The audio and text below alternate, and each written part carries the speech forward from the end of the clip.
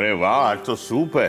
क्या बात है, ये अपनी उषा है ना, उसका हाथ में तो जादू है, जादू। हाँ। जो भी बनाता है ना, सुपर्ब बनाता है।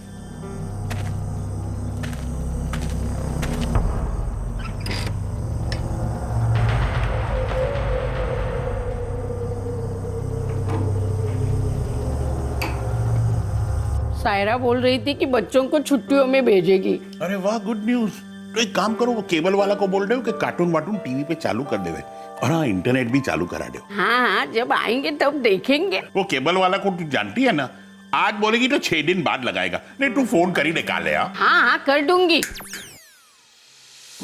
लाइट को क्या हुआ? जरा जानी जानी, जरा फ्यूज बॉक्स जॉनी। તમે શાંતિ રાખો ની, આવી જશે।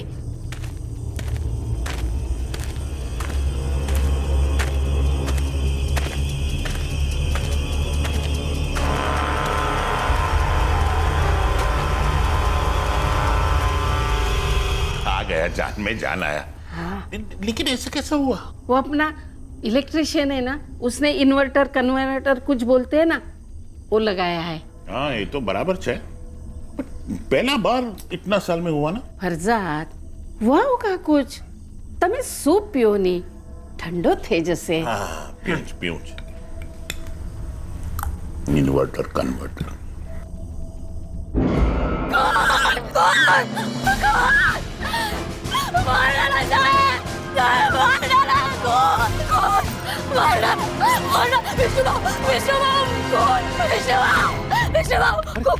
क्या हुआ उषा, क्या हुआ? क्या मेम साहब का खून हो गया है। खून हो गया?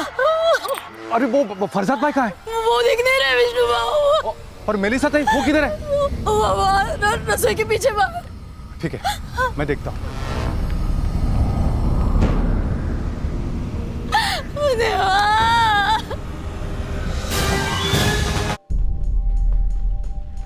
पर यह कोई और केस भी हो सकता है जिसमें चोरी भी की गई, या फिर चोरी जानबूझकर की गई हो असली कारण को छुपाने के लिए।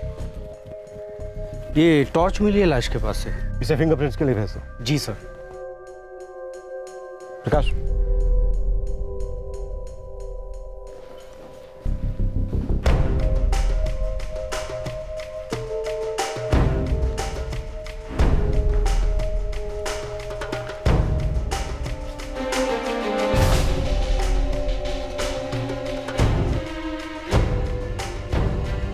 सर, अटैक शायद इन स्टेयर्स पे हुआ होगा और लाश को घसीट के बाहर ले गया होगा। ब्लड काफी सूख चुका है।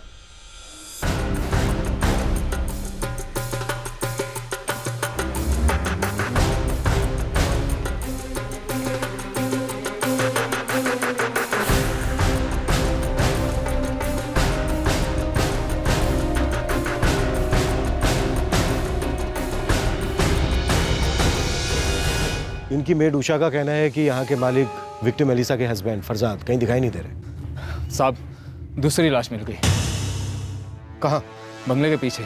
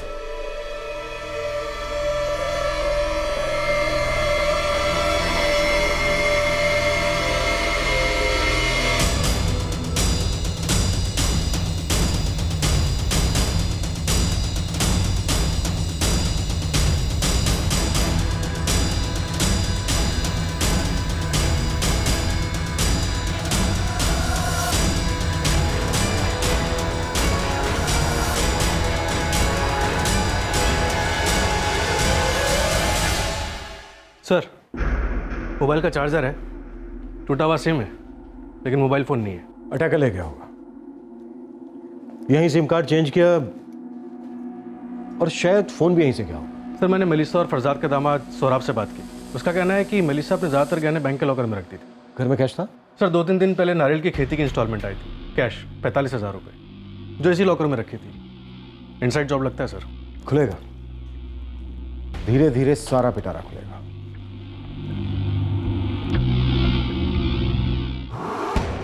इशू बॉक्स खोलो।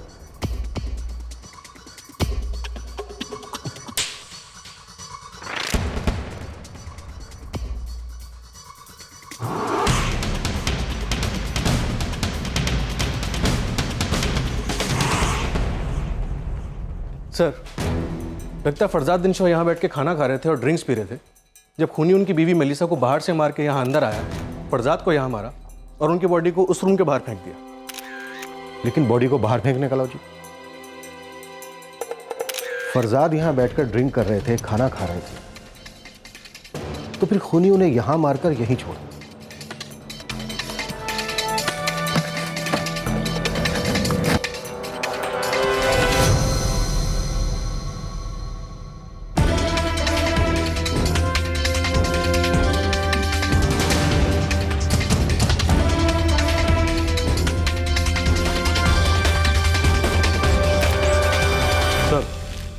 ये दोनों चीजें झाड़ियों में मिली। सर, लगता है मर्डर वेपन है। पहली बार किसी पेपर कटर से मर्डर होते देख रहा हूं। प्रकाश, उषा को पूछते हैं कि ये फोन किसका है। ओए साहब, ये मेलिसा मैम सबका ही फोन है। माने तुम यहीं रहती हो? नहीं साहब, पास के गांव में रहती हूँ। मेरी 12 घंटे की ड्यूटी होती है साहब। सुबह 6 बजे आती हूँ, शाम को 6 बजे जाती हूँ। अब पता नहीं किसके लिए आऊंगी। तुम मेलिसा और फरसाद से आखिरी बार कब मिली थी? कल शाम को साहब। रोज की तरह उनके लिए रात को खाना बनाया और 6:15 बजे घर के लिए निकल गई।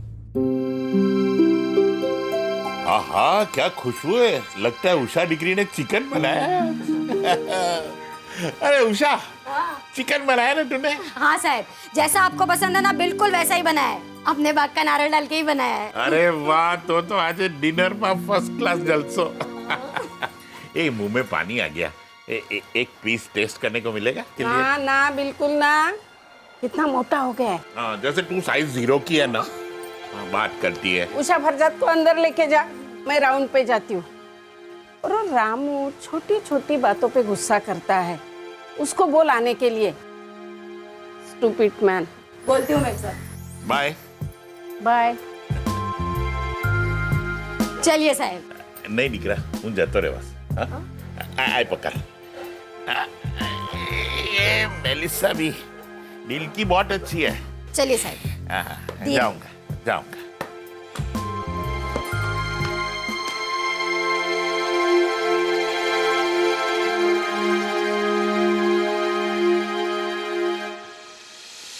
साहब रोज यही बैठकर टीवी देखते। मेम साहब पीछे बागीचे में चक्कर लगा कर आती, फिर दोनों खाना खाते। फिर सायरा दीदी मुंबई से फोन करती थी, उनसे बात होती और सो जाते। तुम्हारी मेम साहब रोज वॉक पे जाती थी? दर रोज साहब पीछे बाग के चक्कर लगाने जाती थी। कमर टूटने से पहले साहब पे जाते थे। कमर कैसे टूटी थी? नहाते वक्त गिर गए थे। उनकी बेटी सायरा रोज शाम को उन्हें फोन करती थी। ओए साहब, 15 दिन में एक बार सायरा दीदी और उनके मर्द सौरभ मिलने भी आते थे। सर, सारा और सौरभ अंदर में। ये रामू कौन है जो गुस्सा था? ये गांव में रहता है साहब। वो बाग के नारियल उतारने का काम करता है। वो और उसके आदमी बाग के सारे नारियल उतारते हैं। गुस्सा क्यों था? वो जास्ती पैसा मांग रहा था। नारियल उतारने का हिसाब भी जास्ती मांग रहा था। मेम साहब ने बोला भी कि वो अगले टाइम बढ़ा देगी, पर वो भड़क गया। कई दिन हो गए वो नारियल उतारने नहीं आया। प्रकाश, रामू और उसके आदमी को उठा लो। सर, उषा, आज सुबह एग्जैक्टली हुआ क्या था? मैं रोज की तरह सुबह 6 बजे आई। उस दिन मैं आते ही सबसे पहले बाग में चली गई थी पानी चालू करने।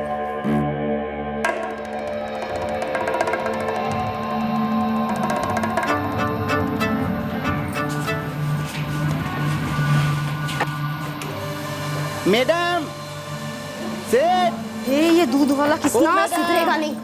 इसको 100 बार बोला है चिल्लाने का नहीं सुबह सुबह, फिर भी मानता नहीं है। मनीषा मैडम, दिनसा सेठ। ये देवा हनक्के किसना अशनार 1000 बार बोला है लेकिन इसको समझ में ही नहीं आता है, पागल कहीं का। मैडम, अरे दिनसा सेठ। ए किसना, चुप चुप बैठ। अरे चुप ना, अक्कल है कि नहीं? पता है ना साहिब और मेम साहिब सोए होंगे। ए उसे आले पकड़, तुम्हारे जैसे एक घर का गुलाम नहीं हूँ हम। 25 घर देखना होता है, 25 घर से कमाई होती है हमारी। और हमारा टाइम पैसा है पैसा, और हमारा टाइम जो खराब करेगा ना कहीं हम नींद हराम कर देंगे, समझी? अरे चल चल निकल निकल, सकाई सकाई कटकट में लेची बड़ा आया नींद हराम करने वाला। तेरी तो ना चर्बी उतारनी पड़ेगी अभी। हाँ मेरे पास भी एक चाबी होती है, मैं दरवाजा खोलकर अंदर गई, तो ठिकाने लगा नहीं पड़ेगी हमेशा की तरह। रोज सुबह की कटकट हो। मेम साहब को उठने दो, इस किस्ना के बारे में आज फैसला लेना ही पड़ेगा। मैं सोच रही थी कि इतनी सुबह सुबह कौन फोन कर रहा है। तो सकाई सकाई कौन साहिब फोन और मेम करता है? साहब के मोबाइल पे फोन क्यों नहीं कर रहा है? हाँ, 1 मिनट। मैं खुद फोन लेने जा ही रही थी कि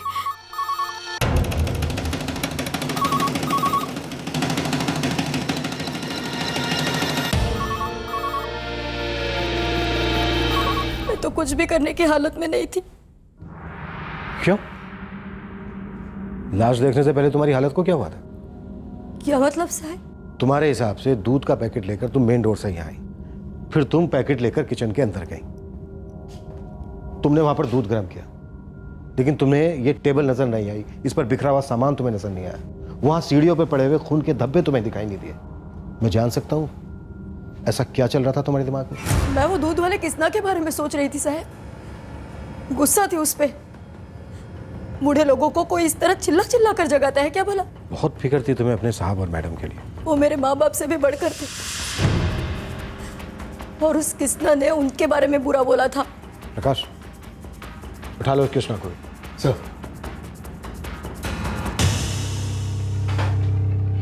उषा, ये जूते तुम्हारे साहब के?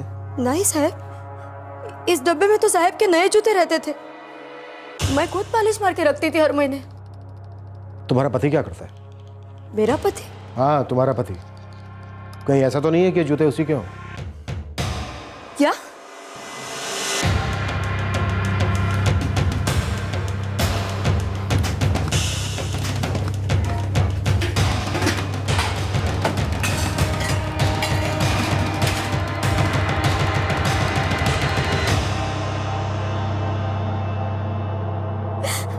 मेरे घर से एक भी चोरी का पैसा मिला ना साहब तो मैं जलते हुए कोयले पे चलूंगी, जान दे दूंगी अपनी। अरे मेरे माँ बाप जैसे। तू चुप कर, नौटंकी बंद करा। तू उनकी सगी बेटी होती ना तब भी तेरे पे शक जाता। ये मर्डर का केस है, मर्डर का, सब पे डाउट जाता है। को सोने से पहले मेरी मम्मा पापा के साथ बात होती थी विदाउट फेल। कल मम्मा का फोन नहीं आया तो मैंने ट्राई किया तो उनका सेल फोन और उनकी लैंडलाइन कॉन्स्टेंटली बज रही थी और पापा का सेल फोन स्विच ऑफ आ रहा था। शायद उनका सेल फोन अटैकर ले गया। आपको कैसे पता एक ही अटैकर था? गैंग भी हो सकता है या फिर और लोग भी हो सकते हैं। I mean, और लोग भी हो सकते हैं, राइट? होने को तो बहुत कुछ हो सकता है मिस्टर सौरभ श्रॉफ। वैसे आप करते क्या हैं? जी मेरी अपनी कंस्ट्रक्शन कंपनी है। आप अकेली संतान हैं सायरा जी? जी, इनफैक्ट मैं मम्मा पापा को हमेशा से कहती थी कि बहुत हो गया ये कोकोनट प्लांटेशन, अब सब कुछ बेच के आप हमारे पास मुंबई आ जाइए, पर वो सुनते ही नहीं थे। इतनी बड़ी जमीन थी, बेचते तो बहुत अच्छी कीमत मिलती। आई थिंक आप बेहतर समझ सकते हैं, बिल्डर है नहीं? वैसे भी इलाके में आजकल बहुत सारे पुराने फार्म हाउस बेचे जा रहे हैं बिल्डर्स को। सर मम्मी पापा बेचना नहीं चाहते थे और हम उनके विशेष की रिस्पेक्ट करते थे। श्रॉफ साहब कोई और था जो उनके विशेष की रिस्पेक्ट नहीं करता था। आई मीन, वो जमीन खरीदना चाहता था। जी नहीं। कोई फैमिली दुश्मनी, पर्सनल दुश्मनी या ऐसा ही कुछ और? जी नहीं। सायरा जी, आपको किसी पर शक है? जी नहीं सर, मेरे मम्मा पापा की किसी के साथ दुश्मनी नहीं थी।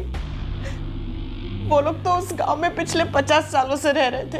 इनफैक्ट सब लोगों की मदद करते थे वो। सायरा जी, आपको हमारे साथ क्राइम स्पॉट पर आना होगा और बताना होगा कि क्या क्या चोरी हुआ, ताकि हम केस दर्ज करके तुरंत तहकीकात शुरू कर सकें और पता लगा सकें कि आपके पेरेंट्स की हत्या किसी एक आदमी ने की है, कि किसी गैंग का काम है, या फिर मामला कुछ और ही है।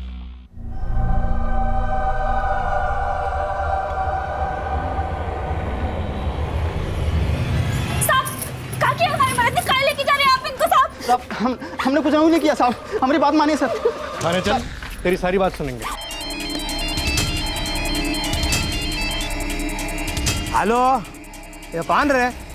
ए रामू, नीचे आ, आजा आजा।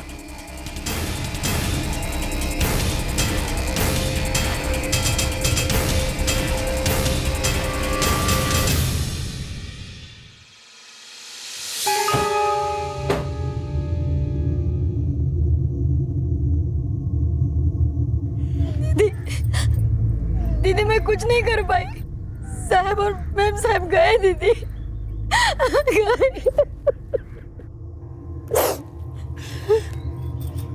तू कर भी क्या सकती थी उषा, और हम भी क्या कर सकते। बस अब तो ये पता लगाना है कि किसने किया और क्यों किया।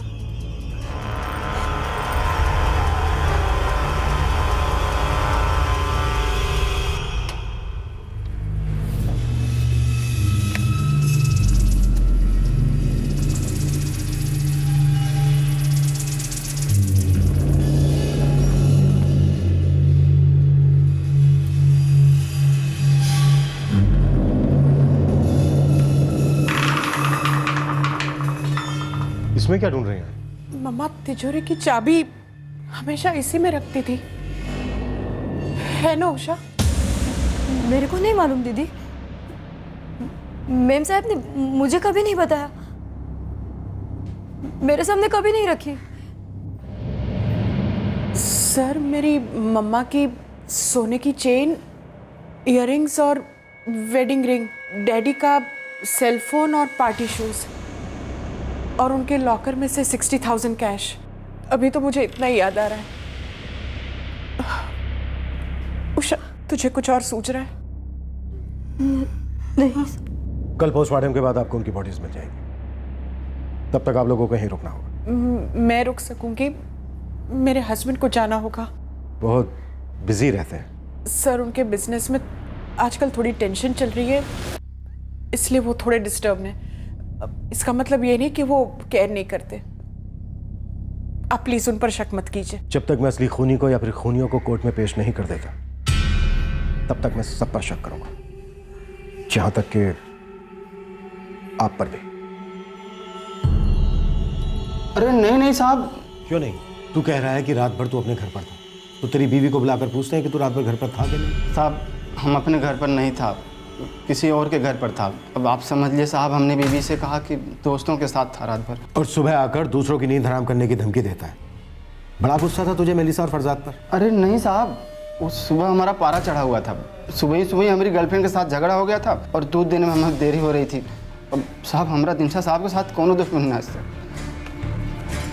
चल अपनी गर्लफ्रेंड का नाम और नंबर लिख, और जब भी तुझे बुलाएंगे आना पड़ेगा। नाम और नंबर लिख दे। हम ना तेरी बीवी को बताएंगे ना उसके पति को। कोई शौक नहीं है हमें लोगों के घर तोड़ने का। लिख। लिख।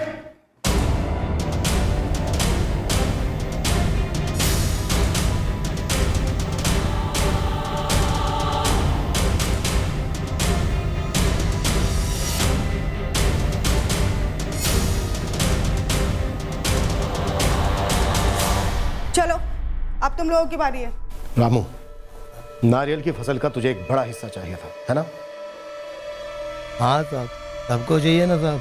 पिछली फसल के 45,000 रुपए मिले थे मेलिसा और फरजाद को, लॉकर में रखे थे उन्होंने। आया होंगे साहब, और हमारे हाथ में कुछ भी नहीं मिला था। वो 45,000 रुपए कहाँ है रामू? साहब आपको क्या लगता है कि माई और मेरा आदमी लोग ने मिल के देशू मैडम और साहब का मर्डर किया और पैसा चुराया? मेलिसा के गले की चैन भी चुराई, उनके कान और एक उंगली भी काटी जेवर के लिए। नहीं नहीं साहब, 3 दिन पहले मैं और मेरा आदमी लोग हम लोग जाके बॉम्बे में बोरल पार्क में जाके नारियल निकाला। साहब तुम वहाँ का मैनेजर को फ़ोन करके पूछो तो हम सुबह 5 बजे वहाँ से आया।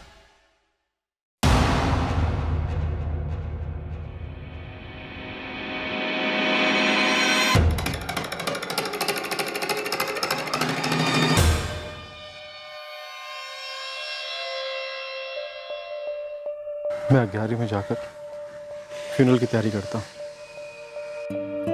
तुम अपना ध्यान रखना। बच्चों को कुछ मत बताना। अब तक तो प्रेस में सब कुछ छप चुका होगा, उन्हें पता भी लग गया होगा, पढ़ लिया होगा उन्होंने सब कुछ। तुम अपना ध्यान रखो, मैं वहां जाके इन्फॉर्म करता हूँ, ठीक है?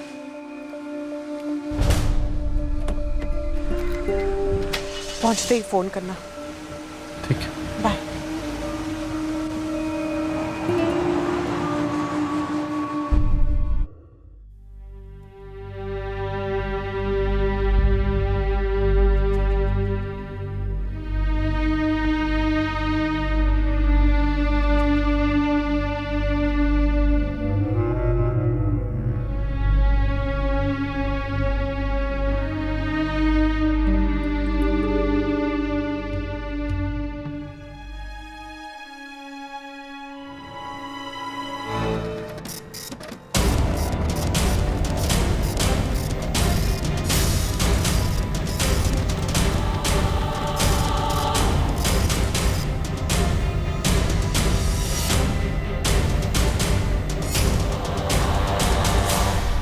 ये पोस्टमार्टम और फॉरेंसिक रिपोर्ट दोनों है साहब। सर, मर्डर की रात सायरा के पति के काफ़ी फ़ोन कॉल्स थे, पर सभी उसके बिजनेस को लेकर मुंबई में किए गए थे और किसी भी सस्पेक्ट के फ़ोन रिकॉर्ड से कुछ भी नहीं मिला। हाँ, फरजाद के फ़ोन को ट्रैकिंग पे डाल दिया है। पोस्टमार्टम रिपोर्ट भी लगभग वही कहती है जो हमने सोचा था। मेलिसा की मौत शाम को लगभग 7 बजे गला कटने की वजह से हुई। फिर सीधे 7:30 बजे फरजाद को उन्हीं की वॉकिंग स्टिक से पीट कर मार दिया गया। मौत का कारण सर पर चोट। सर, पोस्टमार्टम रिपोर्ट भी किसी तरफ इशारा नहीं कर रही। मर्डर वेपन पर, खाने की प्लेट पर, वाइन के गिलास पर, वॉकिंग स्टिक पर, हर जगह एक ही आदमी के फिंगरप्रिंट्स हैं जो हमारे किसी भी सस्पेक्ट से मैच नहीं करते। प्रकाश, किलर कोई एक ही आदमी है।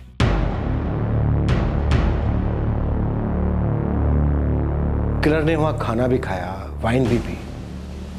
सोफे पर उसके बाल और स्किन के ट्रेसेस हैं, मतलब वहां सोया भी होगा। सर, हो सकता है मेलिसा और फरजाद का कोई जानने वाला हो जिसे उन्होंने खाना और वाइन ऑफर की हो। लेकिन यह भी तो हो सकता है कि किलर ने मर्डर करने के बाद खाना खाया हो, फिर वाइन पी हो और फिर वहीं चुपचाप सो गया हो और सुबह उषा के आने से पहले वहां से निकल गया। तिजोरी भी तोड़ी नहीं गई है, उसे चाबी से खोला गया है। उसको मालूम होगा कि चाबी कहाँ रखी जाती है, जो शायद उषा को पता नहीं था। सर, होना हो, ये कोई घर का आदमी लगता है, लेकिन कौन हो सकता है? ये जो भी है, लेकिन जूतों का बड़ा शौकीन है।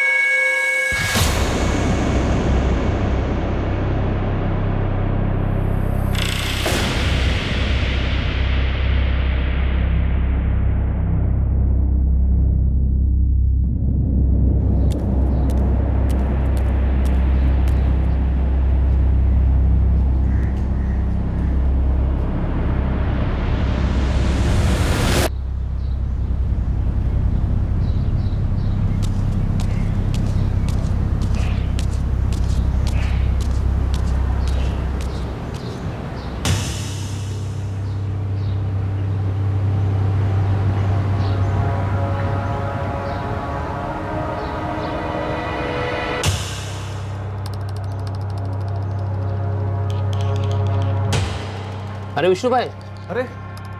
अरे विशाल, कैसा है? मजेद? हाँ, एकदम मजेद। पर वो दिनशा बंगले का सुनकर 2 दिन से अजीब सा लग रहा है। बहुत बुरा वो लोग के साथ। मैंने पुलिस को फोन किया। विष्णु भाई, आप मुझे पुलिस के पास लेके जा सकते हो? क्यों रे, तेरे को कुछ मालूम है इस केस के बारे में? हाँ, शायद। अरे बोल ना, बोल, डर मत, बोल। साहब, मर्डर वाले दिन वो दिनशा मैडम की जो नौकरानी ना उषा ने मुझे बंगले पर बुलवाया था। काय झालं उषा, एकदम अर्जेंट में बुलाया? चल बताती हूँ। अरे विशाल, वहाँ घर में नहीं, यहाँ बाग में काम है। बाग में? हाँ चलो।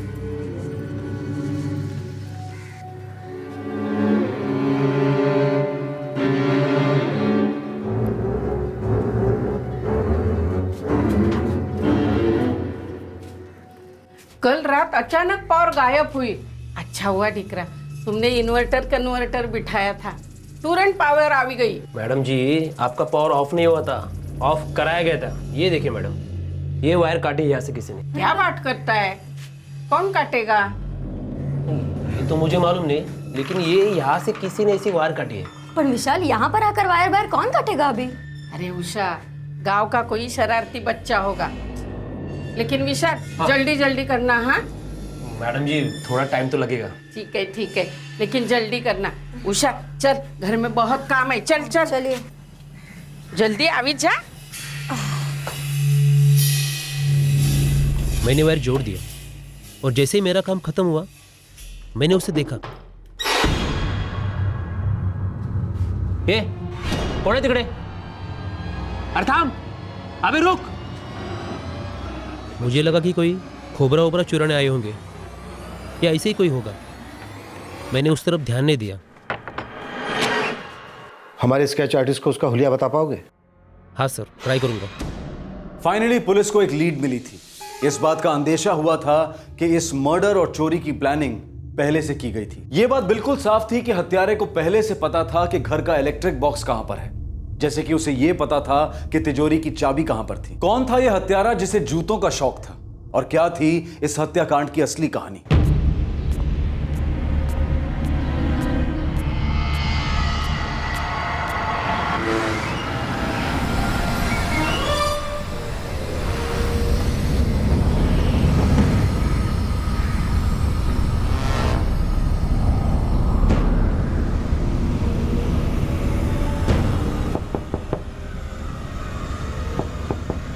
आओ साहब।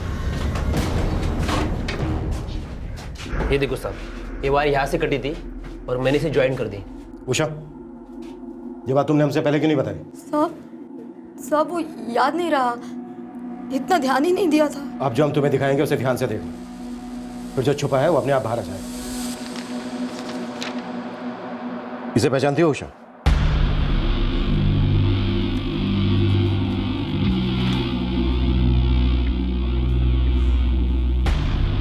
मेरे को नहीं मालूम साहब। ध्यान से देखो, शायद कुछ याद आ जाए। नहीं साहब, मैंने इसे पहले कभी नहीं देखा। मैंने शायद इसे देखा इंस्पेक्टर। ये चेहरे पर निशान, ये वही है।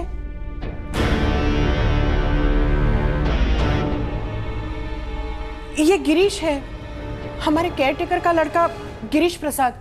उषा के यहाँ आने से पहले हमारे केयरटेकर हरि प्रसाद हुआ करते थे। ये गिरीश उन्हीं का लड़का है। उषा को यहाँ 14 साल होने को आया ना?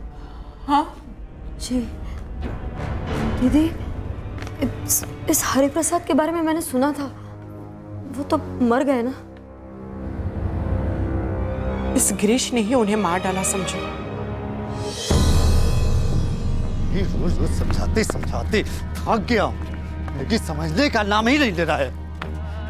ऐसा क्यों करता है रे तू? अरे नहीं, तेरे नाम शुगर वाली जैसे। अच्छा बेटा, रूसी का पप्पा क्या बोला तेरे को देख? एक ही बात समझाते समझाते थक गया। चल चल। हरि प्रसाद, क्या हुआ इसको? मैडम, इसका कुछ नहीं हो सकता। आप इसे स्कूल में पढ़ाती हैं ताकि ये जानवर से इंसान बन जाए, और ये वहाँ सबको शैतान बनाने पे तुला है। अरे एक मिनट हरी, इतना बच्चे को मारता है? हाँ, इसने किया क्या है? अच्छा तू रहने दे, दिखा तू बताओ क्या किया है तूने? साहब, 4 दिन से स्कूल नहीं गया है ये। क्यों? गिरीश आइए क्या?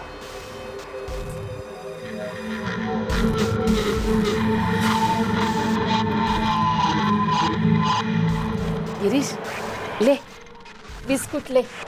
शूजबेरी है पूना से, बहुत टेस्टी है।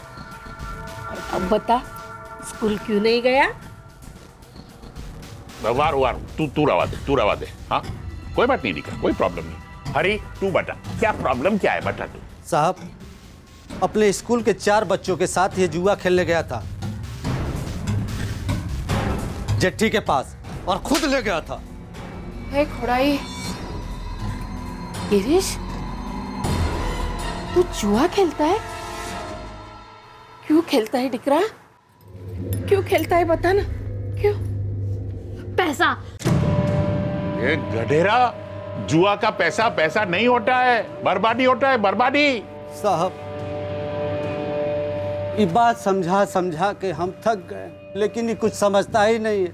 हम इसको बार बार कहते हैं साहब कि भलाई की रोटी बुराई की जलेबी से भली होती है। साहब रोज मेरी जेब से कुछ न कुछ चुराता रहता है। आप लोग माई बाप हैं, आप लोगों से क्या छुपाना। गिरीश दिख रहा, तुझे पैसा क्यों चाहिए? और जो भी कुछ चाहिए अपने बाबा से मांगता, मुझसे मांगता, मैं दे देती तुझे। बोल क्या चाहिए तुझे? नहीं बोलूंगा, नहीं चाहिए तुम लोगों की मेहरबानी। हरि प्रसाद, हाथ मत उठाना, बच्चा है। गिरीश, गिरीश दिख रहा है यहाँ, दिख रहा है यहाँ, गिरीश। सर, मेरे मम्मा पापा और हरि प्रसाद ने उसे सुधारने की बहुत कोशिश की, पर वो और बिगड़ता गया।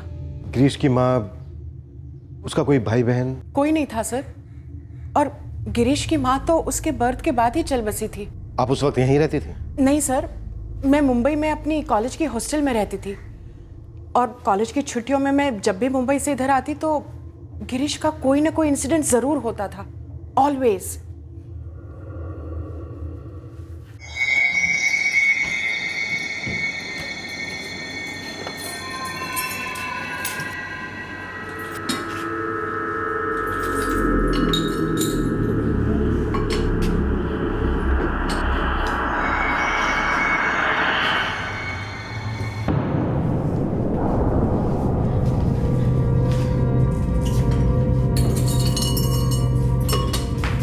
દીકરા સાયરા, મારે રૂમ नहीं आओ ने, तुम्हें कुछ दिखाना है।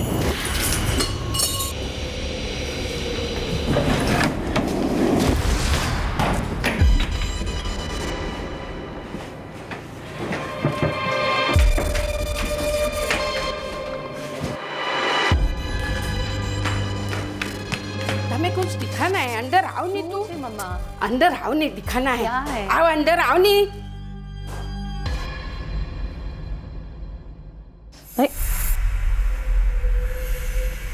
मम्मा, ये देखो, लगता है यहाँ पे कोई बंदर आया था। कांचा खेलने वाला बंदर।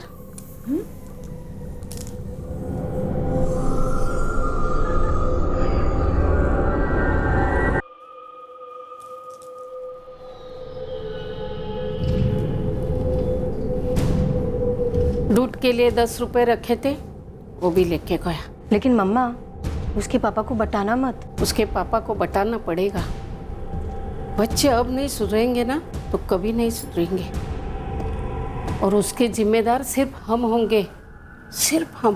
प्रसाद रुको। करूंगा। अरे पागल हो गए हो क्या? क्यों मारता है बच्चे को? क्यों चुराए पैसे? नहीं बोलूंगा, जो करना है कर लो। मारना है मुझे और मारना है, पकड़ो, मारो, मारो, मारो, लो, पकड़ो, पकड़ो ना। गिरीश,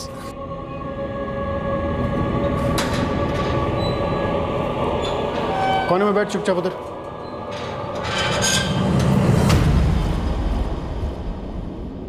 आप लोग घर जाइए, 2-4 घंटे बाद मैं खुद उसे घर छोड़ दूंगा। थोड़ा डर जाएगा तो सुधर जाएगा। हरी,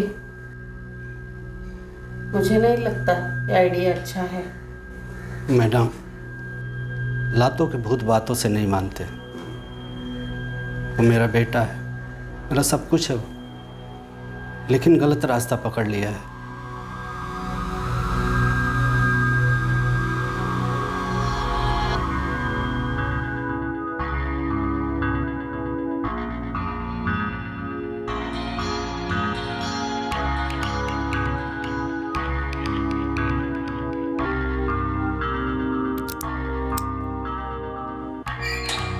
ओए, चल तेरी जमानत हो गई।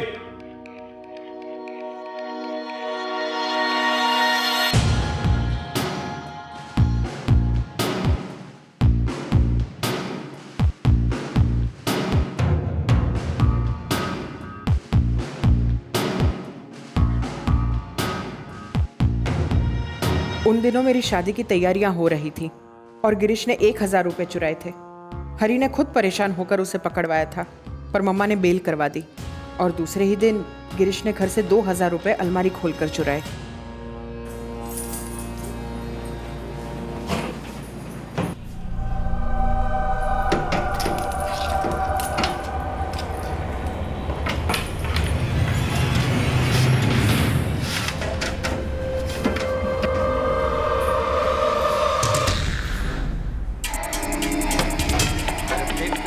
गिरीश, गिरीश, चल 2000 निकाल। कौन से 2000? जो हमारे लॉकर में थे। मैडम आप हर चीज का इल्जाम ना मुझ पर मत ही लगाओ। और कोई नहीं मिला क्या आपको बकरा बनाने के लिए? बकरा तो तुम्हें शैतान बना रहा है, हर पल दिल दिमाग में गंदगी भर रहा है। आपका दिल साफ है ना? मुबारक हो आपको। सोने दो ना मेरे को। 1 महीना जेल में बिठाया, चैन नहीं मिला आपको? गिरीश! हरे, हाथ नहीं उठाना। हरि प्रसाद,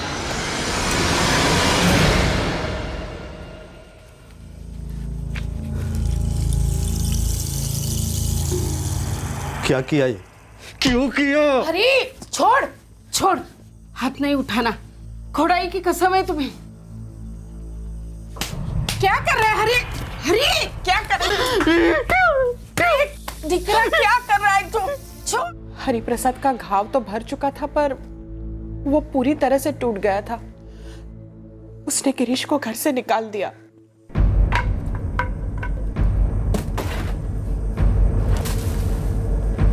ये भी ले जा, दफा हो जाए यहाँ से।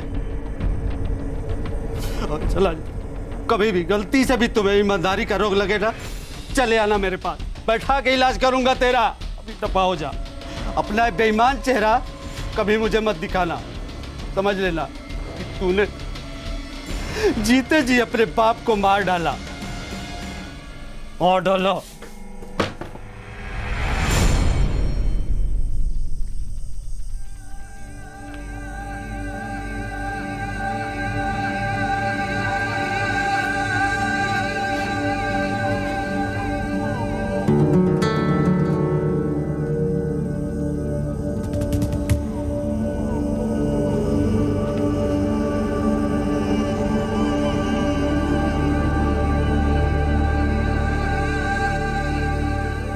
उसी साल हरिप्रसाद बीमार हो गया और वो अपने गांव यूपी चला गया।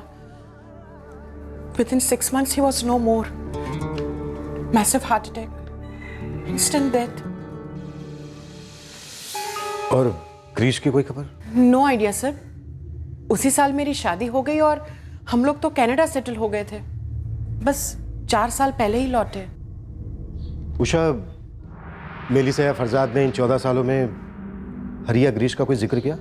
मैम साहब कभी कभी हरिप्रसाद के बारे में बात करती थी कि वो कितने अच्छे आदमी थे वगैरह वगैरह, लेकिन गिरीश के बारे में कभी कुछ नहीं।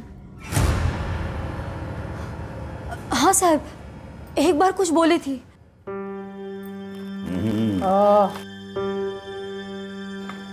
वाह, प्रॉन्स करी बनाई, बहुत अच्छी। लेकिन बहुत ज्यादा बनाया निकरा, इतना हम खा नहीं पाएगा। तुम एक काम करना, जितना बचे ना घर लेके जाना बच्चा लोग के लिए। अरे नको साहेब, रोज रोज लाड करूंगी ना तो बिगड़ जाएंगे। अरे उषा, बच्चों को प्यार से बिगाड़ना चाहिए। स्ट्रिक्ट होकर सुधारने बैठे ना तो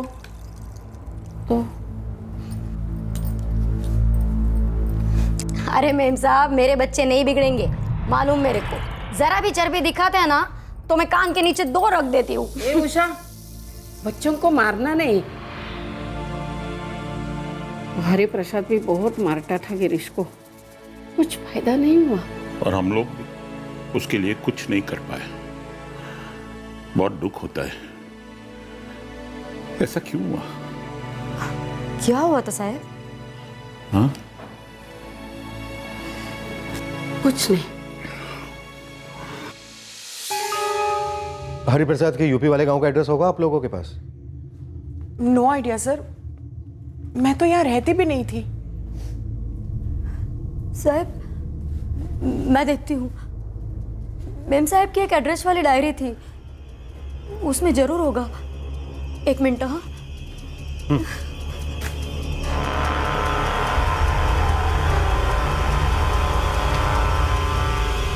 मिल गया। पर sir, what is the point? Hari Prasad को गुजरे हुए 14 साल हुए हैं और गिरीश जैसे लड़के का उसके गांव में बसना चांसेस आर वेरी लेस। अगर गिरीश तक पहुंचने का 1% चांस भी होगा ना, तो मैं वो चांस जरूर लेना चाहूंगा मिसेस श्रॉफ, क्योंकि गिरीश सिर्फ आपके पेरेंट्स की हत्या का जिम्मेदार नहीं है, बल्कि वो उन तमाम सीनियर सिटीजन में दहशत फैलाने का जिम्मेदार भी है जो अकेले रहते हैं और खौफ के मारे अपनी जिंदगी ठीक से जी नहीं पाते। पुलिस टीम यूपी पहुंची, लेकिन सायरा श्रॉफ का शक सही निकला। पुलिस को खाली हाथ लौटना पड़ा, क्योंकि 14 सालों में वो गांव भी गुजर चुका था और एक नए कस्बे की शक्ल में उसका पुनर्जन्म हुआ था, और हरि प्रसाद या उसकी फैमिली का नामो निशान मिट चुका था। गिरीश प्रसाद कहां था? क्या 14 सालों में उसका भी नया जन्म हुआ था? पुलिस को पक्का यकीन था कि ये चोरी और डबल मर्डर गिरीश प्रसाद ने किया है, लेकिन जैसे जैसे तहकीकात आगे बढ़ी, ऐसा लग रहा था कि गिरीश प्रसाद का भी नामो निशान मिट चुका है। सर, फरजाद दिनशॉ के फोन का IMEI नंबर ट्रैक हो गया है। वडोदरा गुजरात लोकेशन दिखा रहा है। सेल नंबर ट्रैक हुआ? सर, पिछले 5 दिनों में 4 बार ये नंबर चेंज हो चुका है, लेकिन नाम और एड्रेस एक ही दिखा रहा है, श्रीमित ढेडिया। नाम और एड्रेस दोनों नकली है? Yes sir. एक ऑप्शन है, थोड़ा लंबा है लेकिन ट्राई कर सकते हैं। क्यों ना हम वडोदरा जाकर हर नंबर के कॉल रिकॉर्ड्स निकलवाएं और हर नंबर को ट्रैकिंग पे डाल दें, शायद कुछ हाथ लग जाए। एक शॉर्टकट है, तो कहाँ पर ट्राई करते हैं? क्या सर? कत्ल की रात किलर ने फरजाद के सेल फोन से उसका सिम कार्ड निकालकर तोड़कर फेंक दिया था, तो जाहिर सी बात है उस फोन में उसने अपना सिम कार्ड डाला हो सकता है सर। कत्ल की रात किलर ने वहां काफी समय बिताया, खाना खाया, वाइन पी, फिर शायद टीवी भी देखा, और हो सकता है इस दौरान उसने कोई फोन भी किया। करेक्ट। प्रकाश, तुम एक काम करो, दिनशॉ बंगलो के आसपास जितने भी सेल फोन टावर्स हैं, उस रात की सबकी ट्रैफिक रिपोर्ट निकलवाओ और पता करो कि उस इंस्ट्रूमेंट से कोई कॉल किया गया है या नहीं। चांस लेते हैं, हो सकता है अपनी बात बन जाए।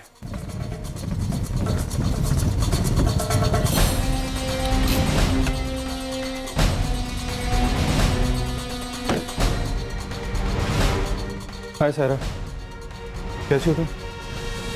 खूनी का कुछ पता लगा?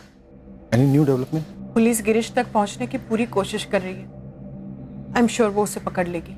और वो श्योर है कि गिरीश ने ही की है? कोई और गैंग तो नहीं है? उनका तो पता नहीं, but I am very sure. मुझे उस लड़के की आंखें याद है, क्रेजी।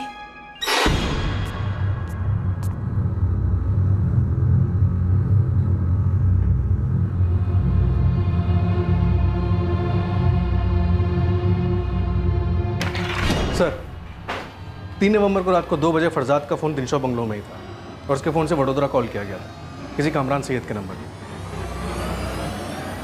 फोन लगाओ।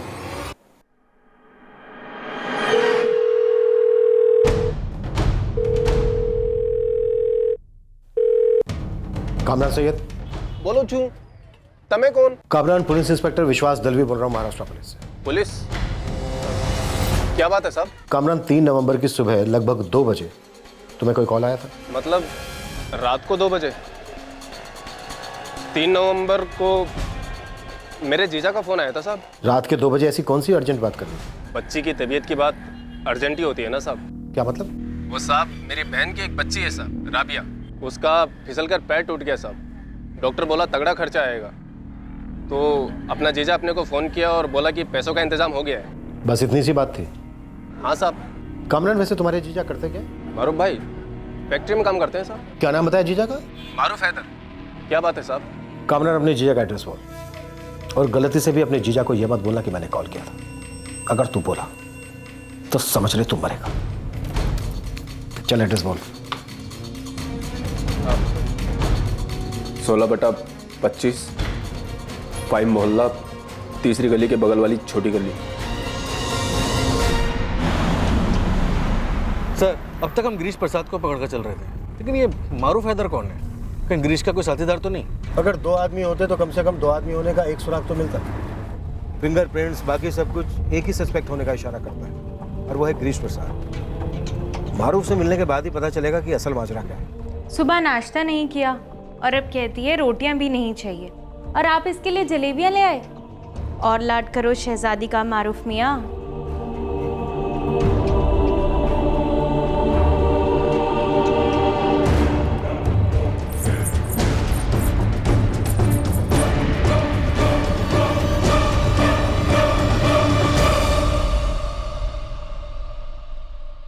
मलीसा और फरजाद दिनशा के डबल मर्डर केस की पूरी इन्वेस्टिगेशन उस घर के केयरटेकर हरि प्रसाद के लड़के गिरीश प्रसाद पर पहुंचकर जीरो हुई थी। कत्ल की पूरी मोडस ऑपरेंडी देखते हुए, गिरीश का पास्ट रिकॉर्ड देखते हुए पुलिस को पूरा यकीन था कि खूनी गिरीश प्रसाद ही है। लेकिन इस मारूफ हैदर के एंगल ने एक तरीके से इस केस को सर के बल उलट दिया था। क्या था ये राज? क्या पुलिस इन्वेस्टिगेशन का निशाना पूरी तरह से चूक गया था? क्या यह कोई इंसानी साजिश थी या फिर तकदीर का षड्यंत्र? जयश्री जी, आप ये रोना और ये ड्रामा दोनों बंद कीजिए। ड्रामा? अपनी बेटी को महीनों से नहीं मिली हूं मैं सर, तरस गई हूं उसे मिलने के लिए। आप अपनी बेटी के लिए नहीं, उन पैसों के लिए तरस गई जो आपको मुंह बंद रखने के लिए दिए गए थे। हम पूरी इन्वेस्टिगेशन करेंगे जयश्री जी। कार्रवाई किन किन के खिलाफ होगी ये तो वक्त ही बताएगा। आप जा सकते हैं।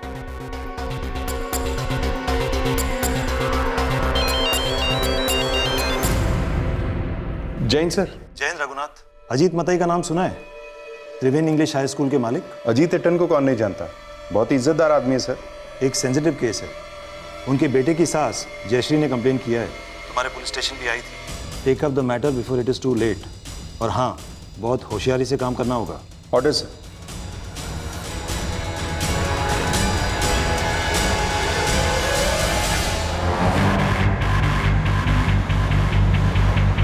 सर, आशा की माँ को इतने महीने लगे कंप्लेंट दर्ज करवाने के लिए। एसपी साहब का कहना है कि जयश्री की नीयत में खोट है, पर आशा तो गायब हुई है और फैमिली भी। ये फैक्ट है। वो एक लालची और कैरेक्टरलेस औरत है। जयश्री को ना अपने बेटे की फिक्र है ना अपने बेटे के परिवार की। हमारे एसपी साहब को भी ऐसा ही लगा था, फिर हमने सोचा फॉर्मेलिटी के लिए पूछ लेते हैं। तो सर, आपका बेटा और उसकी फैमिली यूएस में है, राइट? देखिए, मैं आपसे कुछ छुपाऊंगा नहीं, लेकिन ये मेरा घरेलू मामला है। Of course sir, of course. मैं हमारे बेटे अमर और आशा की शादी के खिलाफ था पहले से ही।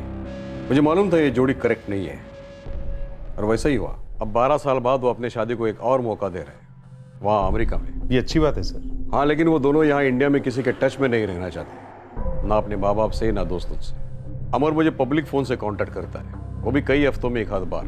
मैं भी जोर नहीं देता, सेटल होने दो, और फिर इन चीज़ों को टाइम तो लगता ही है। जी अजीत एटन, तो कब माइग्रेट हुई यूएस? मार्च के बिगिनिंग में गए थे, अब मई एंड है, 3 महीने हुए हैं। अब पता नहीं है जयश्री इतना हंगामा क्यों कर रही है। आई एम श्योर पैसों की बात की होगी उसने। जी सर, कुछ कह तो रही थी एसपी साहब से।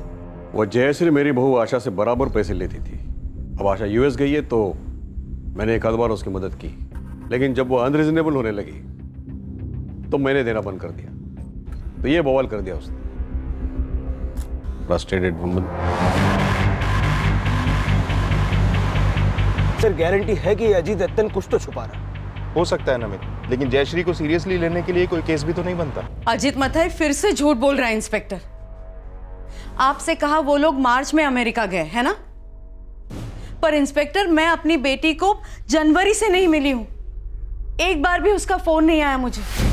इसके पहले तो हर 2 दिन में एक बार फोन आया करता था, और संडे को मास के बाद आशा बच्चों को लेकर यहीं आ जाती थी। अमर और आशा के बीच में क्या प्रॉब्लम थी? देखिए जयश्री जी, आप भी कोई सत्यवादी तो है नहीं, फिर अजीत एटन को झूठा किस हिसाब से बोल रही हैं? अमर और आशा में क्या प्रॉब्लम थी? अफेयर था। अमर का? करता क्या है वो? मुझसे प्यार करता है माँ। प्यार से पेट नहीं भरता, और ना ही दिल। कांस्टेबल है पुलिस में। क्या? अरे कम से कम एक ऑफिसर तो चुना होता। यहां तो तेरे लेने के देने पड़ जाएंगे। सुन, ज्यादा इन्वॉल्व मत होना। माँ, तुम हर चीज पैसों से क्यों तोलती हो? मैं अमर के साथ नहीं रहना चाहती। तो फिर कभी पकड़ी भी मत जाना। मैं और अमर एक दूसरे से पूरी तरह से थक चुके हैं। उसका भी कहीं बाहर अफेयर चल रहा है, लेकिन मुझे इससे कोई फर्क नहीं पड़ता। मैं उसके साथ बिल्कुल नहीं रह सकती अम्मा। मैं बालाराम के साथ रहना चाहती हूँ। कम से कम उसका स्टेटस तो देखा होता। अरे तुम्हारे स्टेटस के सामने कुछ भी नहीं है। पर मैं उससे प्यार करती हूँ माँ। तू अच्छी तरह से जानती है आशा, सिर्फ प्यार से जिंदगी नहीं जी जा सकती। अच्छी जिंदगी के लिए पैसे चाहिए होते हैं। तुझे बालाराम के साथ ही जाना है ना, तो जा, पर खाली हाथ नहीं। तो आप ना सिर्फ अपनी बेटी को अफेयर के लिए उकसा रही थी, बल्कि उसे अपने पति से पैसे निकलवाने की सलाह भी दे रही थी। मेरी बेटी अपने पति से खुश नहीं थी इंस्पेक्टर, और मैं अच्छी तरह से जानती हूँ ऐसे इंसान के साथ जीना क्या होता है जो अपने पत्नी को खुश भी ना रख सके।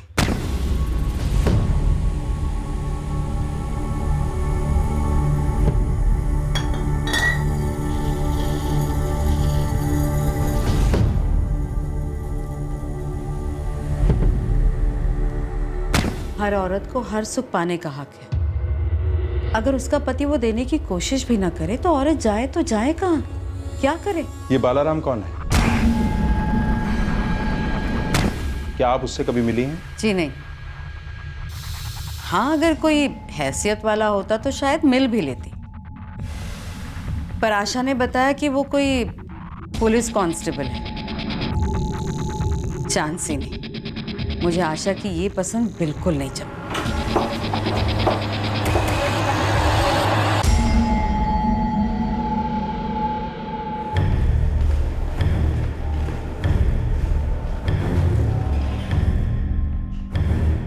सर, जयश्री ठीक कह रही थी। आशा का लास्ट कॉल जयश्री के नंबर पर जनवरी में था, तब से नंबर स्विच ऑफ है। अमर का फोन मार्च से स्विच ऑफ है। और ये अजीत मथाई को अमेरिका से अमर के फोन कॉल्स जो वो अलग अलग लैंडलाइन से करता है? एक भी एशिया कॉल रिकॉर्ड्स में नहीं दिखा रहा सर। ना ही अजीत मथाई के सेल पर, ना उसकी पत्नी भाग्या मथाई के सेल पर, ना ही घर के लैंडलाइन पर और ना ही स्कूल के लैंडलाइन पर। और ये कांस्टेबल बालाराम नाम भी? जनवरी तक बालाराम और आशा के बीच में सैकड़ों कॉल्स हुई हैं सर। कौन से पुलिस स्टेशन से जुड़ा है? नेलूपट्टन पुलिस स्टेशन से।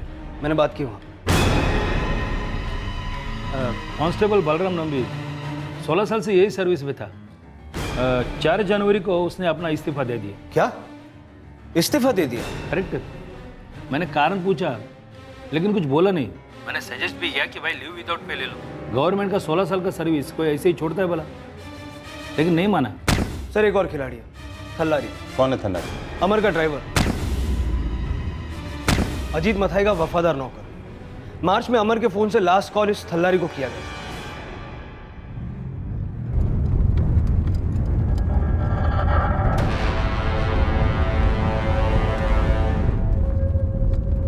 नमित, सबसे पहले इस कांस्टेबल बालाराम को ट्रैक करो, उसके बाद अगर जरूरत पड़े तो थल्लारी को भी उठा लो। सर। थल्लारी, वो कांस्टेबल बालाराम को जिंदा क्यों छोड़ा गया?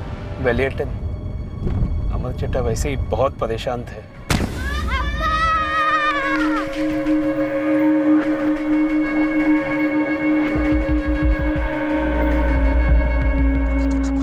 हमारी डील हुई थी माधव जी कि आकृति और अतुल को आप संभालेंगे, बदले में स्कूल आपका। मैं मानता हूँ, लेकिन मैं उन्हें ज़बरदस्ती अपने साथ नहीं रख सकता। वो बार बार अपनी अम्मा के बारे में पूछते हैं। अगर ये बात पुलिस को पता चली तो पहले मैं अंदर जाऊंगा, फिर तुम।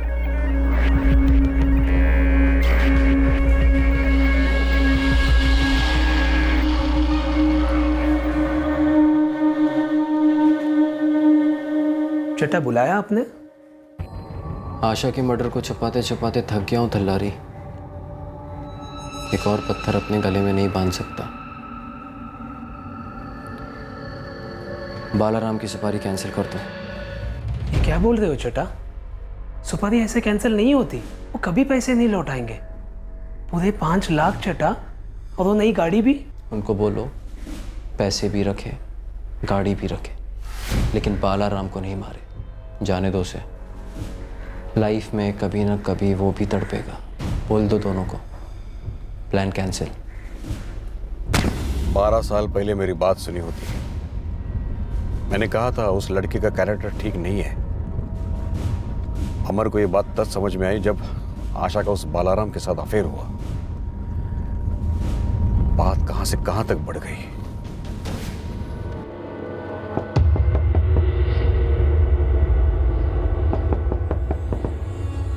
बालाराम, महनपत्तम के इंस्पेक्टर साहब तुमको ढूंढ रहे हैं। मुझे क्यों? मुझे तो सर्विस छोड़े हुए 6 महीने हो गए। आशा मथाई का केस है, ऑफिसर तुमसे मिलना चाहते हैं।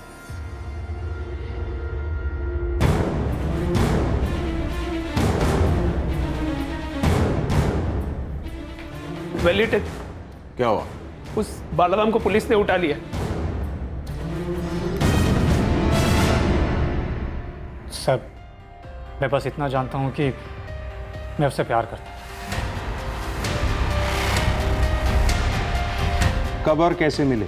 सर 1 साल पहले उसकी गाड़ी खराब हो गई थी। मैंने उसे घर तक लिफ्ट दी, बातें हुई, दोस्ती हुई, प्यार हो गया। तुम्हारी फैमिली? सर मेरा तलाक हो चुका है, एक बच्ची है, वो एक्स वाइफ के साथ रह रही है। सर आशा भी अमर के साथ खुश नहीं थी। और जब अमर को तुम दोनों के बारे में पता चला वो उससे भी ज़्यादा नाराज़ हो? उसे मारा पीटा सर, फिर भी आशा ने पैसों का इंतज़ाम किया। हम लोग भागकर बेंगलोर के आसपास सेटल होने वाले थे, नई जिंदगी शुरू करने वाले थे। पकड़े कैसे गए? थल्लारी, अमर का ड्राइवर, वफादार कुत्ता है बाप बेटे का। आशा कहाँ है बालाराम? सर यही तो मैं आपसे पूछना चाह रहा हूँ कि वो कहाँ है। सर मेरी उससे आखिरी बार बात 27 जनवरी को हुई थी। उसके कुछ दिन पहले अमर का फोन आया था। क्या हुआ अमर जी? तुझे नहीं पता क्या हुआ? चुपचाप मेरे 15 लाख रुपए वापस कर दे, वरना मैं तेरा जीना आराम कर दूंगा। मैंने तुरंत सारे पैसे उसके अकाउंट में डाल दिए और उस दिन आखिरी बार में आशा से मिला। थक गई हूँ मैं, उसका टॉर्चर और नहीं सहा जाता। इस वक्त भी हमें यहाँ पर कोई देख रहा होगा। आज रात भी मेरी पिटाई होगी। बालाराम, हमारा यहाँ से भागना पॉसिबल नहीं लग रहा है। मैंने ड्यूटी से इस्तीफा दे दिया आशा। मुझे प्रोविडेंट फंड के पैसे मिलेंगे, हम अपनी लाइफ कहीं और बसा लेंगे। यहाँ ना तो अजीत एटन हमें जीने देंगे और ना ही हमें।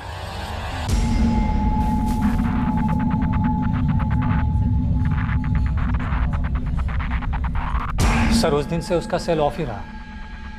मैंने कई कोशिशें की, मानो जैसे गायब ही हो गई थी। फिर मुझे लगा वो हमारा रिश्ता तोड़ना चाहती है, शायद बच्चों की खातिर, इसलिए मैं भी चुप बैठा रहा। सर 1 मिनट सर, एक सॉलिड लीड मिली। 30 जनवरी को अमर मथाई ने पूरी स्कूल की प्रॉपर्टी प्रिंसिपल माधव वर्गीस के नाम कर दी। क्या पागल हो गया था क्या? और उसी दिन से अमर के दोनों बच्चे आकृति और अतुल वर्गीस के घर रहने लगे। मेरी एक स्कूल टीचर से बात हुई। काफ़ी अजीब लगा जब मैंने वो पेपर्स प्रिंसिपल साहब के टेबल पर देखे। अजीत एटन ने इतनी मेहनत से स्कूल को बनाया और उसके बेटे ने ऐसे ही सब कुछ प्रिंसिपल साहब के नाम कर दिया। ऐसा उसने क्यों किया? वही तो अचरज की बात है। उसने अपने बच्चों को भी प्रिंसिपल साहब के पास रहने के लिए भेज दिया। कोई कह रहा था कि प्रिंसिपल साहब गोद लेने वाले उन बच्चों को। मतलब क्या हो रहा था कुछ समझ में नहीं आ रहा। और वो आशा, वो कहाँ चली गई? उसको तो मानो धरती निकल गई, नामो निशान तक नहीं है उसका। पिछले जनवरी से किसी को दिखी नहीं। कुछ तो अजीब हुआ है ना। मुझे लगता है उस आशा को वाकई में ज़मीन निकल गई। उस प्रिंसिपल को उठवाओ।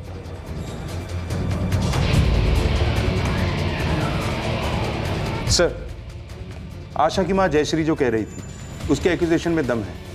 मामला काफ़ी टेढ़ा लग रहा है यहाँ। सेंसिटिवली हैंडल करो रघुनाथ। कोई कॉन्क्रीट सबूत के बिना इस अजीत मथाई को छूना मत। उसका बिरादरी में काफ़ी नाम है और पॉलिटिकली भी सेंसिटिव टाइम चल रहा है, समझ गए ना? अरे मैं क्या डरती हूँ तुमसे? अगर मेरा सर काटोगे ना तब भी पीछे नहीं हटूंगी मैं।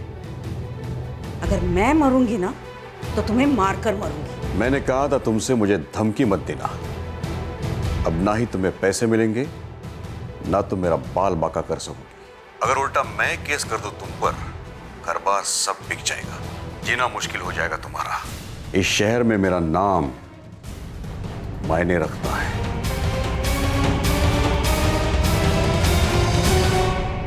अमर अपनी फैमिली के साथ अमेरिका शिफ्ट हो रहा था, इसलिए उसने अपना पूरा स्कूल आपके नाम कर दिया। श्योर? जी। उसने अपने बच्चों को रहने के लिए आपके पास भेजा। जान सकता हूं क्यों? हस्बैंड वाइफ के बीच में प्रॉब्लम थी, रात में झगड़े होते थे, इसलिए थोड़े दिनों के लिए मेरे पास भेजे थे। उसमें कोई प्रॉब्लम है? प्रॉब्लम एक ही है सर जी, कि आप सरासर झूठ बोल रहे हैं। आपकी जबान और आपके चेहरे में कोई तालमेल नहीं।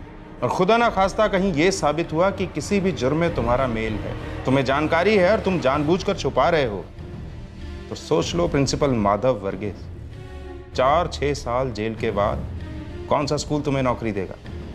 ये प्रिंसिपल गिरी तो भूल ही जाओ। अमर सर ने मेरे सामने कबूल कर दिया था क्या कि उन्होंने आशा को मार डाला। तुम्हें कोल्ड ब्लडेड मर्डर छुपा रहे थे। मुझे डर लग रहा था। अमर और बच्चे कहाँ हैं? मुझे नहीं पता सर। मार्च के बाद ना तो मैंने अमर को देखा ना ही बच्चों को। अजीत एटन जानते हैं कि अमर ने आशा का कत्ल किया है? आशा की लाश हमारे स्कूल के कंपाउंड में दफन है। उस अजीत एटन ने ही ये आइडिया दिया था अमर को। कल्लरी को सारी कहानी पता है। वो अजीत एटन के लिए जान दे भी सकता है और ले भी सकता है।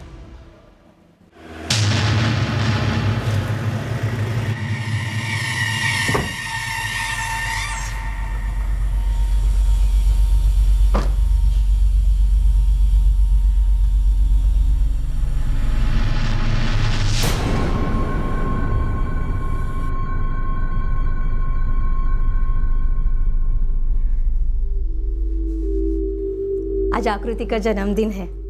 मैं सुबह चर्च जाके आई। खाइए ना पायसम। और जब अमर आपको फोन करे ना, उसको बताइएगा उसकी अम्मा ने आकृति के लिए ब्लेसिंग भेजी है। क्या हुआ बताइए ना। अमर को 12 साल पहले मेरी बात माननी चाहिए थी। आशा उसके लिए गलत थी। बच्चे कहाँ हैं? कहाँ है बच्चे? फिर अतुल और आकृति कहाँ है? बताइए ना कहाँ है मेरे बच्चे?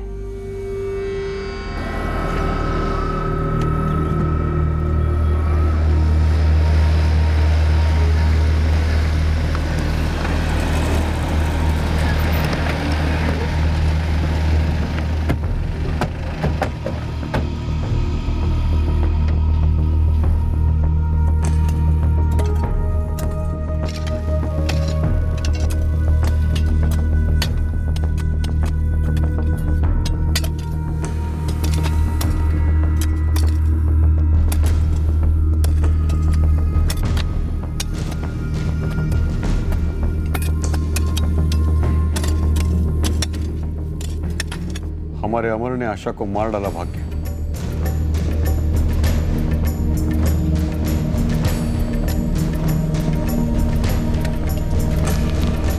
आकृति, अतुल, बच्चे कहाँ हैं? अमर ने उन्हें भी मार डाला।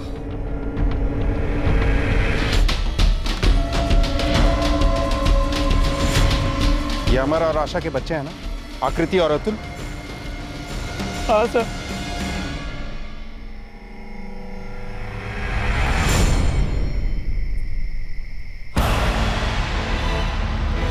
उस रात उन्होंने मुझे फोन किया था। हमको बिल्कुल नहीं संभाल पा रहा था अप्पा। वो बार बार आशा के बारे में पूछते थे। मेरे पास कोई जवाब नहीं था। तुम पागल हो गए अमर, पागल। बच्चों को मार डाला, बच्चों को। मेरी बात सुनी रही और अब हमारी सारी इज्जत, सारी प्रतिष्ठा मिट्टी में मिला दी। क्या कर दिया तूने अमर? क्या करूं अप्पा, क्या करूं? सब कुछ होने के बाद पूछ रहे हो क्या करूं? सब कुछ बर्बाद करने के बाद? मैं आपकी प्रतिष्ठा खराब करना नहीं चाहता था अप्पा। मुझे कुछ समझ नहीं आ रहा था। प्लीज बताइए ना, मैं क्या करूं? तो आपने अमर से क्या कहा? क्या कहता? हमारे प्रतिष्ठा का सवाल था। वही सलाह दी, उनकी अम्मा के पास दफना दो बच्चों को।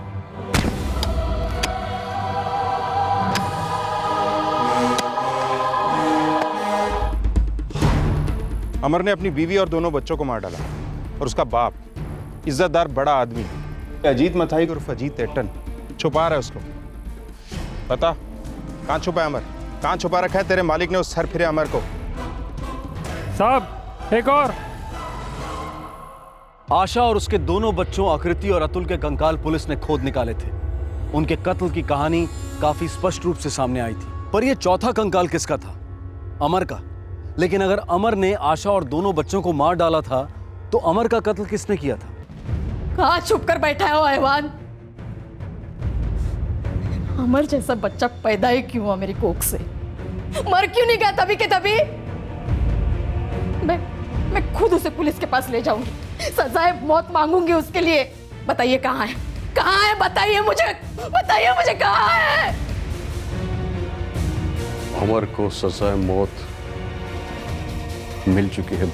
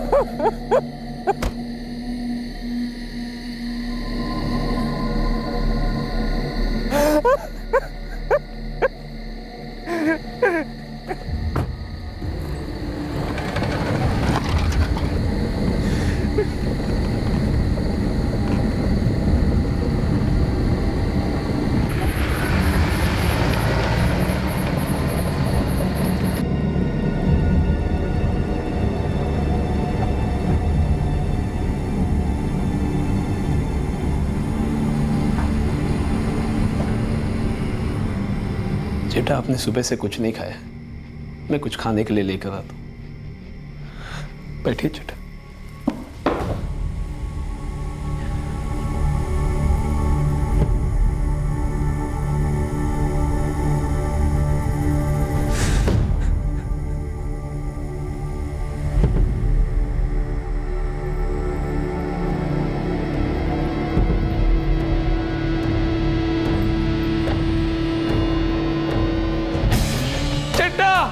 अमर चट्टा!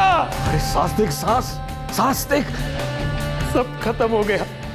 जो जहर बच्चों को दिया था अमर चट्टा वही पी गए।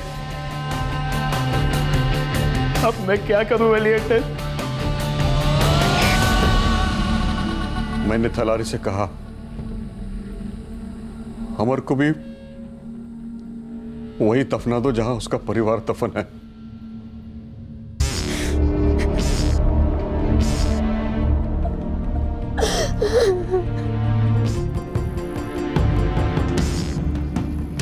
इंस्पेक्टर साहब, मैंने वही किया जो वेलिएटर और अमर चट्टा ने बोला। वो जो बोलते मैं करता हूँ साहब। उनके बहुत एहसान है मुझ पर। ये जिंदगी उन्हीं की दी हुई है साहब। नमित, पूरा ग्राउंड खुदवा दो। पता नहीं कितने और मुर्दे गड़े हैं यहाँ।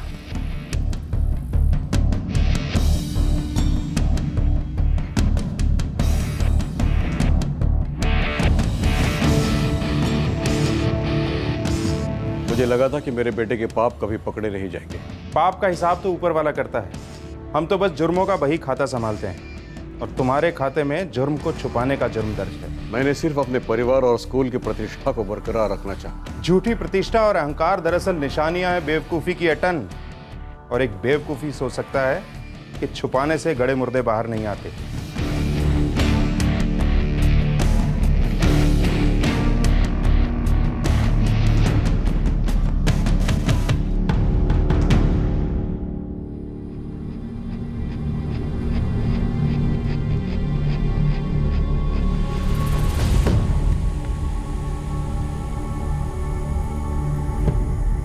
अमर ने आशा और बच्चों को मार डाला।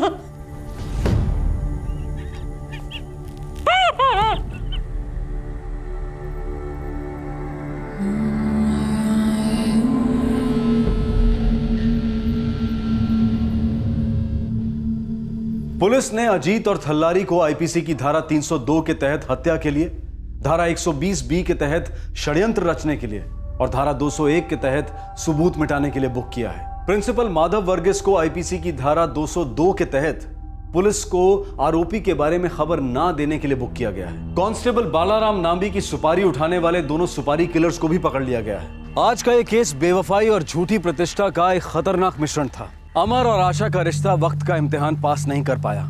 कई शादियां एक अच्छे रिश्ते में तब्दील नहीं हो पाती हैं, बीच रास्ते में ही दम तोड़ देती हैं। अक्सर अलग होना ही सबसे सही विकल्प होता है। लेकिन अमर ने वो लाशें क्यों बिछाई, और उन 2 मासूम बच्चों की भी जिन्होंने अभी तक ठीक से दुनिया भी नहीं देखी थी? क्या सिर्फ आशा का बेवफा होना वजह थी जिसकी वजह से अमर आग बबूला हो गया था, या अमर खुद मर्दानगी की झूठी प्रतिष्ठा का शिकार था? क्या आशा को सिर्फ इसलिए मार दिया गया क्योंकि उसने पराये मर्द के साथ प्रेम किया था, या फिर उसका अपना पैसों का लालच भी था जिसने उसके कफन में आखिरी कील ठोकी? हम तलाक या अलग होने की हिमायत कतई नहीं कर रहे हैं। हम सिर्फ जोर दे रहे हैं जिम्मेदार चॉइसेस पर, ऐसी चॉइसेस जो अपनी जिंदगी को बेहतर बनाने की फिराक में दूसरे की जिंदगी बर्बाद नहीं करती। और जहां तक अजीत मथाई का सवाल है, उनकी सारी समाज सेवा, उनके द्वारा की गई लोगों की मदद, इस सब के बावजूद उन्होंने एक मूलभूत सच्चाई को नजरअंदाज किया कि जुर्म कभी छुपाया नहीं जा सकता। हमने किया हो या हमें उसके होने की जानकारी हो, जुर्म और हम हमेशा पकड़े जाएंगे,